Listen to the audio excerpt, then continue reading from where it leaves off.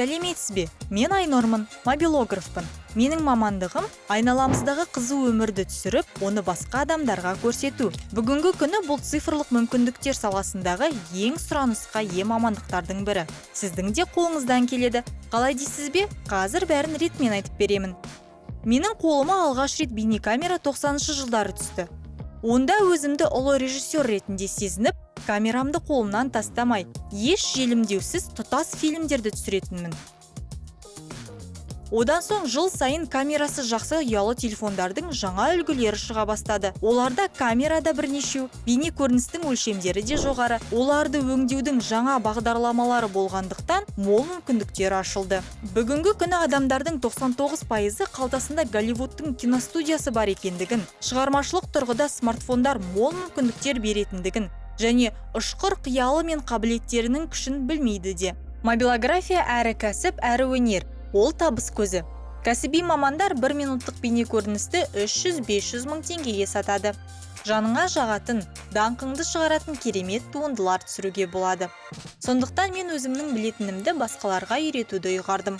Бұл бәрінің қолынан келетіндігін көрсеткім келді. Мен Skills еңбекте автор болдым. Бұл өте оңай. Сіз тіркеліп, курстар деген бөлімге өтіп, курс ашуыңыз керек. Алдымен курс қалай аталатыны, ол қандай кәсіби салаға және мамандыққа жататыны, тыңдаушыға не беретіні сияқты негізгі ақпаратты жолдарға жазуыңыз қажет. Сондай-ақ автор өз сабақтарына жазылудың ақысыз, ақылы және промо сияқты 3 түрін көрсетуі тиіс. Төлем жасаудан бұрын 1 немесе 2 сабақ жалпы түсінік беретін сабақ тегін беріледі. Тыңдаушыларды ынталандыру үшін курстың соңында сертификат тапсырылады. Курсты жасау кезінде сертификат дизайнын жүктеуге болады.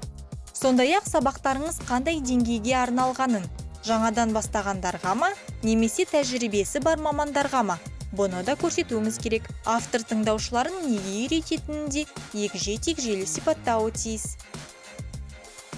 Нақты бір тәсілдер бойынша шағын бейне сабақтар жаза бастадым. Одан соң бұларды жанр, композиция туралы теория, түсініктер, оқиғалармен толықтырдым.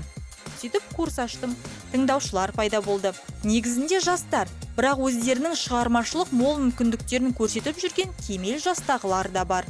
Басқаларға пайдамды тигізіп жатқаныма қуаныштымын.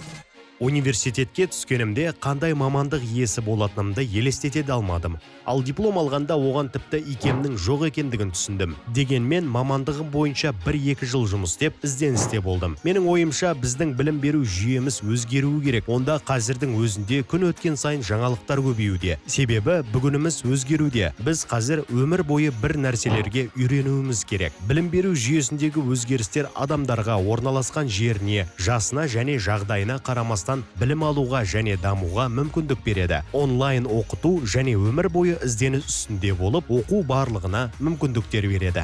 Менің анам 58-де, бухгалтерлік курстарға барып жүр. Әкем 64-те, автоэлектрші мамандығын оқып үйренуде. Сондықтан кез келген жаста да басқа қабілеттеріңді ашуға болады. Қолымда дипломым болғанымен, біраз әуре сарсаңға түскен мен, бір күні өзіме ұнайтын іспен шұғылданамын деп ұйғардым. Өте көп курстарды оқып, Skills еңбек деген керемет платформа тауып алдым.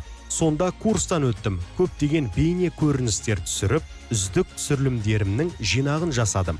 Осылайша аздап-аздап ісім ілгерілей бастады. Қазіргі кезде барлық өміріміз, бизнестеріміз әлеуметтік желілерде көрсетіледі. Әрбір кәсіп иесі өзінің ісін есте қалатын жарнама, бейне көрініс арқылы көрсеткісі келеді. Шағын компаниялар бір ролик түсіру үшін мамандарды жалдайды, ал корпорацияларда онымен тұтас бір бөлімдер айналысады. Бейне көрініс әлемнің кез келген нүктесіндегі жан түсінетін жаңа әмбебап құрал. Мені жұмыс қалды. Қазіргі кезде компаниямыз оның немен айналысып, нені мақтан тұтатынын, жалпы кім екенімізді бүкіл әлемге жариялап жүрмін. Осылайша мен ең бастысы адам өзін не қызықтыратынын білу керектігін түсіндім. Әуестенетін ісін әрдайым дамытып, курстардан өту, өздігінен жұмыстар жасап көру, қас шеберлердің әрекеттерін қайталап отыру керек. Сонда ертеме кеш пе өзің де ісіңнің маманы боласың. Skills еңбекпен бірге өмір бойы өзгеріңіз.